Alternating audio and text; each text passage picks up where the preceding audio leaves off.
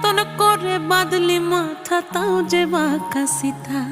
মেদিনীপুরে রায়না চিরন বাঁকুড়ার ওই ফিতা, আরে যতন করে বাঁধলি মাথা তাও যে বাঁকা সিথা। পেছ পাড়ি